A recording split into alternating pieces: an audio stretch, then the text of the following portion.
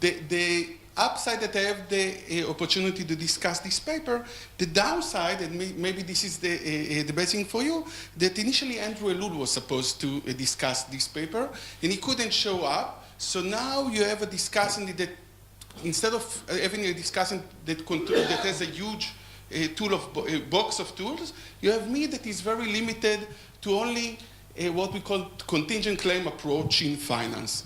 And what I would try to do is to analyze the paper and to show very similar, to understand your contribution in a contingent claim approach. And when I think about the paper, so the first thing that pop up that the author suggests that dual class shares can be a solution to agency conflict rather than a result of agency conflict. And this is a bit counterintuitive because what they said that they show that the benefit from using non-voting share outweighed its cost.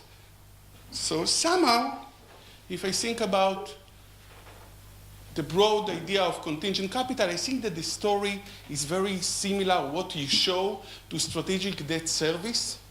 Paper that were published at the end of the previous century, when we have stockholder and debt holder, and the stockholder give what is called a take it or leave it offer to the debt holder, and there are bankruptcy costs, which are the dead weight cost, very similar to the case of control right.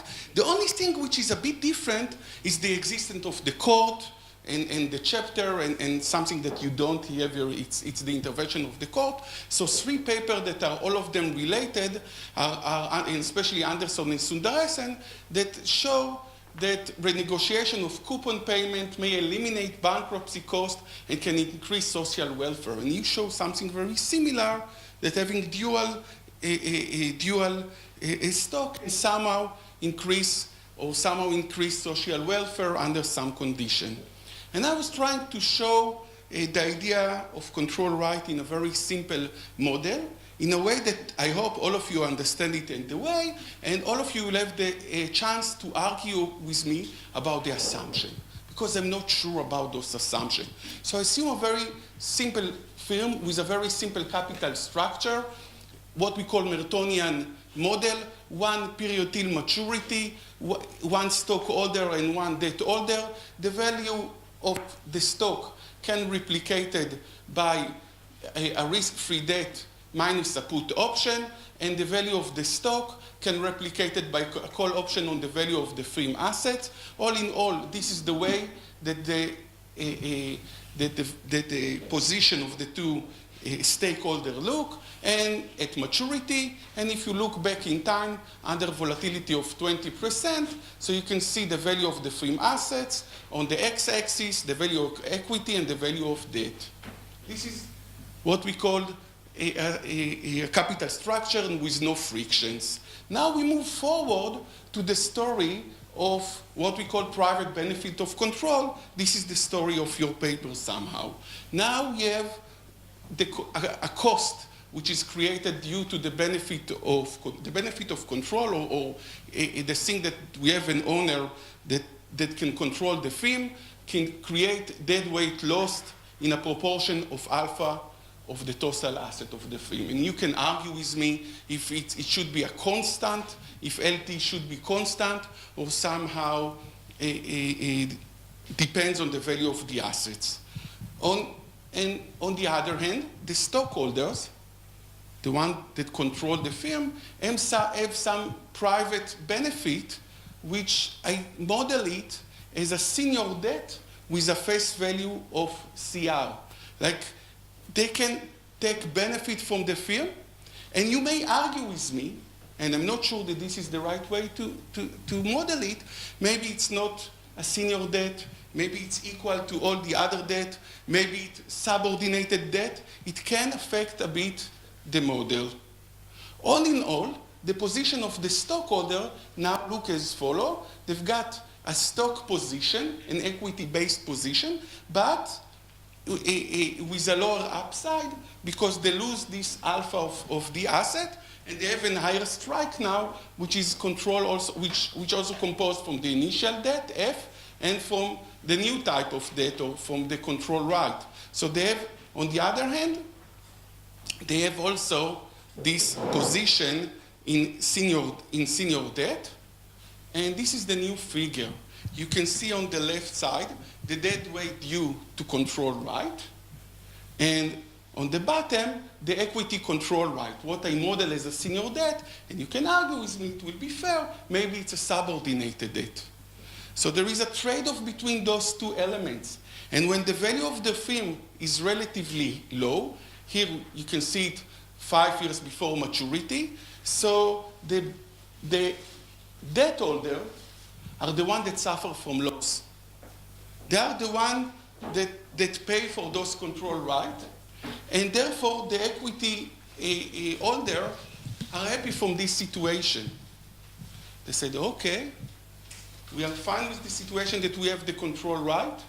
We know that there are deadweight costs, but the ones that pay for this deadweight cost are mostly on this region are the debt holder.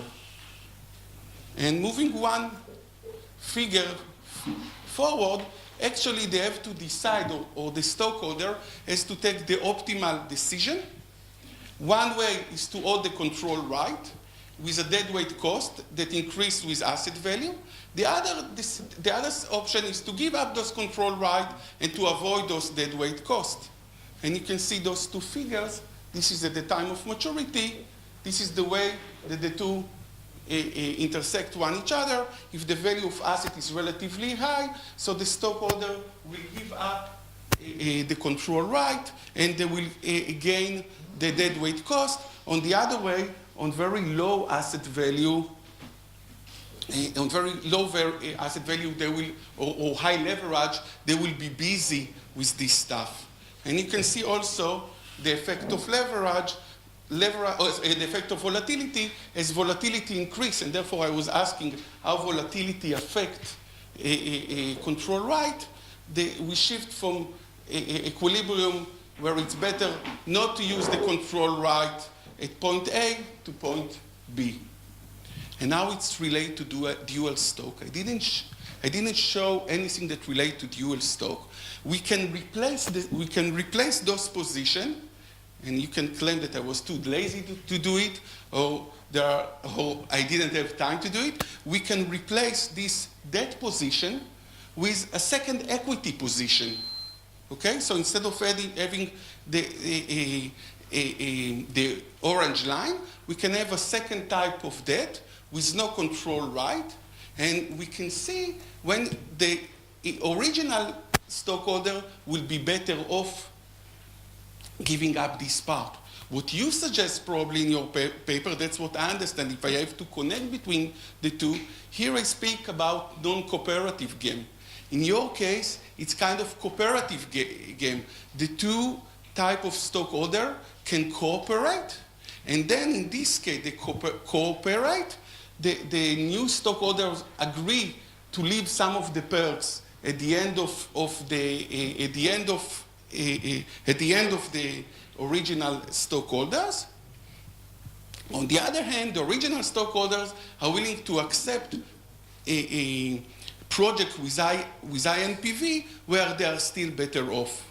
And this relates somehow, if I go backward, I'm fine, I just need another second, to the initial statement that you make, that the dual class shares can be a solution to agency conflict rather than a result of agency conflict.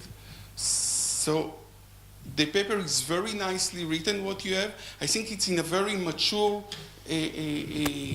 phase of it, and you are close to publication. The only thing that really bothered me, you have the motivating example. I think you should better clarify it, because I was working a lot to understand that you multiply it by probabilities. Once you make it easier to understand, then, and you have this toy model, you can run with the complicated model later on. But I think the urgency is just to arrange the toy model and to relate it maybe to the literature on strategic debt service. Thank you. Thank you for a nice discussion. And I completely agree with you that non-strategic debt renegotiation literature perfectly applies here. In our case, the deadweight cost is the underinvestment.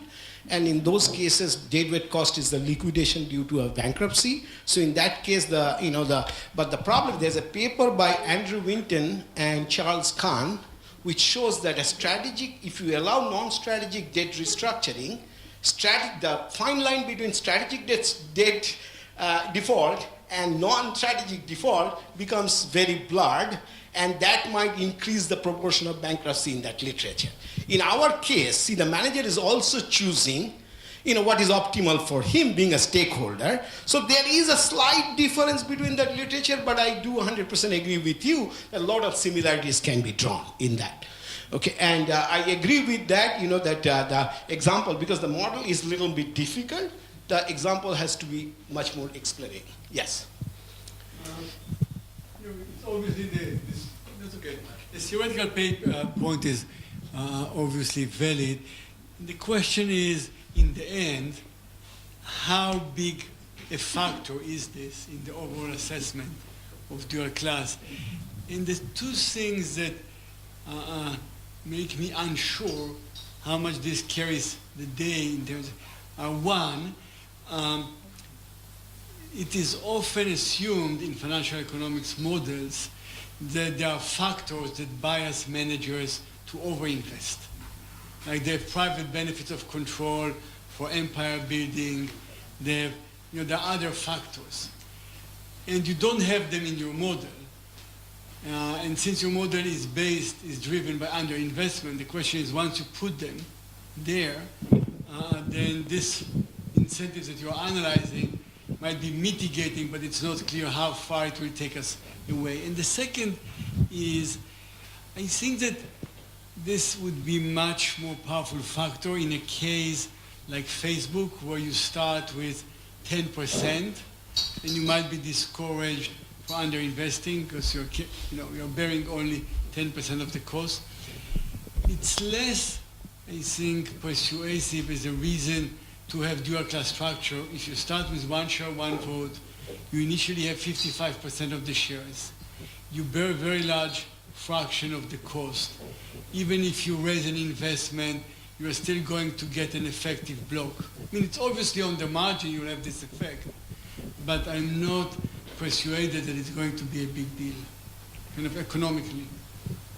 Both points are very well taken. I made it very clear up front that I'm not considering the overinvestment, which can cause a problem. The question will be the rate of increase of, if the diminishing rate to return in private benefits also decrease, it's very steep, then will not be a very serious problem. But if private benefits are increasing pretty flat with the size of the firm, then it's a big problem. But I do admit, and I have upfront made it very clear that this is a problem. Okay, and this is something that we cannot handle. I mean, I can do the modeling, but the modeling will be like, in general, it's a difficult fixed point problem. It will become very difficult. The second point, I completely see.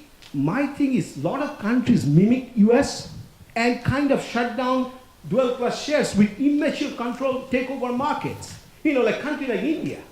Hardly take over. These are family farms, but they don't use dual class shares. So what you see is very infrequent equity issuance. In US also, one of the things is that farms very rarely go and tap equities, unless they're forced to. I mean, of course, the Myers and Maslou problem is there, but a lot of people have shown that the pecking order is not that important in the empirical world. So that they are afraid of losing the effective control group is afraid of losing control. So this is kind of a tangential proof that equities are issued less, and financial crisis is a very serious concern with high debt. But the bigger concern is with markets like Indonesia, who kind of mimic the American regulation without much takeover market to begin with. They kind of stop these innovative ways of raising money. And investment, I believe, is a serious problem. So I'm not even going into Facebook. I'm saying even in US this problem might not be that serious. But for many other countries where takeover market is not efficient enough, putting regulations like this is killing. That's my take. Yes. Please. But your points are very well taken. I mean, I think I want to take this opportunity to raise an objection. okay. Against, I think, your introduction and also Hunsiop's introduction. I think I've seen two slides now from both of you saying that somehow economics and economic theory in particular agree on the fact that dual-class share structures are evil. And that the discovery that dual-class share structures can actually not only create but also solve problems is kind of a new discovery. It's not. So the Grossman-Hart paper shows that dual-class share structures can be optimal under very general circumstances. I fully agree with what Hunsiop put on his slides, that you say that there are plausible circumstances under which a dual-class share structure is not optimal. The phrase that wasn't there was that there are equally plausible circumstances under which they are optimal. Don't answer questions about plausibility.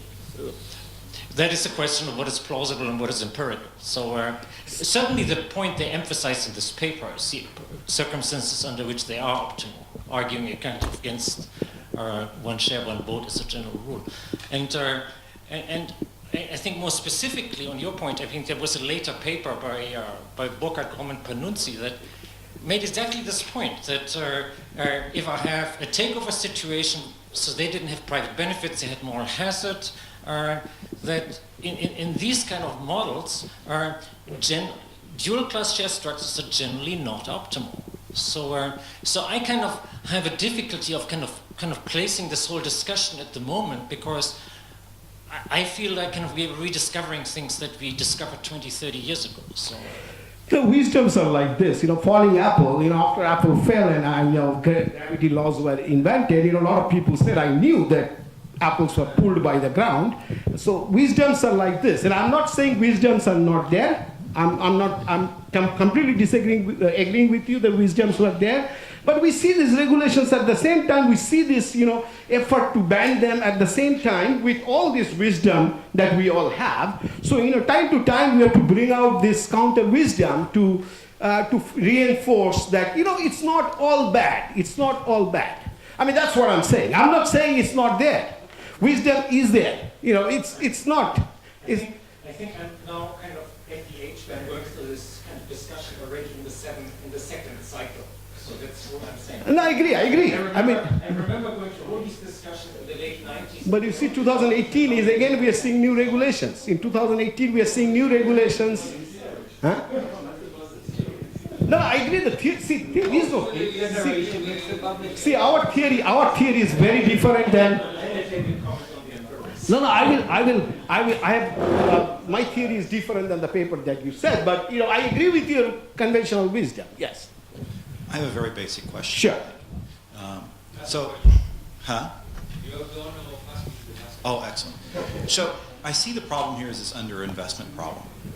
But is there other ways to solve this problem with, say, compensation contracts? You alluded to this earlier in terms of writing a contract, but it would seem like things like options and long-term stock grants would solve a lot of these same kind of problems. Am I missing something in that? Or could you talk about that? Direct contracting, I showed you one counter example. I'm not ruling out, as I said, I can't rule it out. But I'm saying at least there is a situation where the gains to the shareholders will be less than the loss to the managers, and then a contractual solution will not work. If contractual solution doesn't work, so this is like a social dictator's problem. I'm saying a social dictator's problem. If a social dictator's problem does not work, I don't think options and other things will work. Because this is the second best contractual solution. So that's my take on it. But I'm not smart enough to figure out immediately that whether warrants will work or not work. But I showed you a situation where a social dictator's problem doesn't work. So the flip side is, should this model then predict that we should see less stock compensation used in dual-class firms? In a dual-class firms, no, the risk-taking is still a concern. So I'm not 100% sure whether that is because the risk taking, I haven't solved the problem of risk taking. At the same level of risk, underinvestment can be, objective underinvestment can be solved by the dual class. But can I increase the level of risk by dual class? I don't know. Thank you.